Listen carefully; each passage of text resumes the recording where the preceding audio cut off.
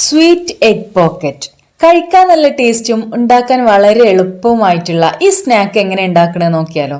അപ്പോൾ ആദ്യം തന്നെ പഴുത്ത പഴം അങ്ങോട്ട് എടുക്കാം, അത് ചെറിയ കഷ്ണങ്ങളാക്കി മാറ്റി വെക്കുക കേട്ടോ. പിന്നെ ഇത് 2 മുട്ട എടുത്തിട്ടുണ്ട്, അതൊരു ബൗളിലേക്ക് ഇട്ടിട്ട് ഒരു നുള്ളു ഉപ്പും കൂടി ചേർത്തിട്ട് നന്നായിട്ടൊന്ന് മിക്സ് ആക്കി എടുക്കുക, അത് മാറ്റി വെക്കുക. ഇനി ഇതേ പാൻ ചൂടായതിനു ശേഷം നമുക്ക് നെയ്യ് ഒഴിച്ചു കൊടുക്കാം. അണ്ടിപ്പരിപ്പ് മുന്തിരി ഒന്ന് വറുത്തെടുക്കാം. നമ്മൾ നേരത്തെ മാറ്റി വെച്ച പഴം കട്ട് ചെയ്തത് ഇട്ട് കൊടുക്കുക. പിന്നെ ശർക്കരയും കൂടെ ആഡ് ചെയ്തിട്ട് നന്നായിട്ട് ഇതുപോലെ ഒന്ന് വഴറ്റിയെടുക്കുക കേട്ടോ.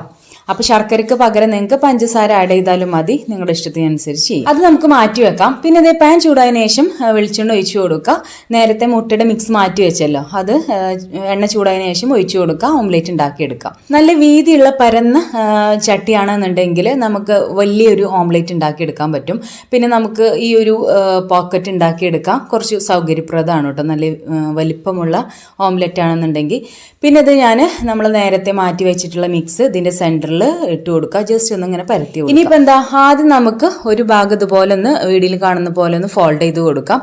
അപ്പോൾ ഇങ്ങനെ ഫോൾഡ് ചെയ്തൊരു പോക്കറ്റ് രൂപത്തിലാക്കണം എന്നുണ്ടെങ്കിൽ, അതാണ് ഞാൻ നേരത്തെ പറഞ്ഞത്, കുറച്ച് വീതിയും പരന്നൊക്കെ ചട്ടിയാണെന്നുണ്ടെങ്കിൽ നമുക്ക് വലിയൊരു ഓംലേറ്റ് കിട്ടുമല്ലോ. അപ്പോൾ നമുക്കിങ്ങനെ ഫോൾഡ് ചെയ്യാൻ ഭയങ്കര സുഖമായിരിക്കും.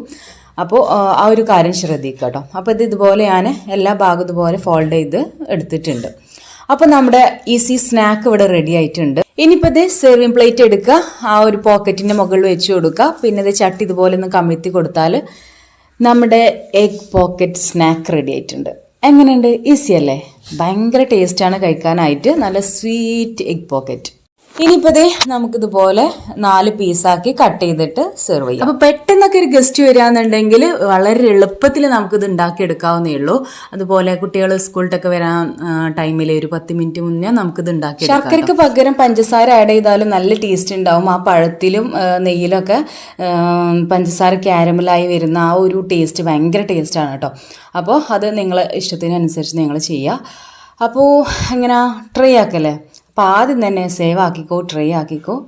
അപ്പോൾ ശരി എന്നാൽ, ടാറ്റ, ബൈ ബൈ.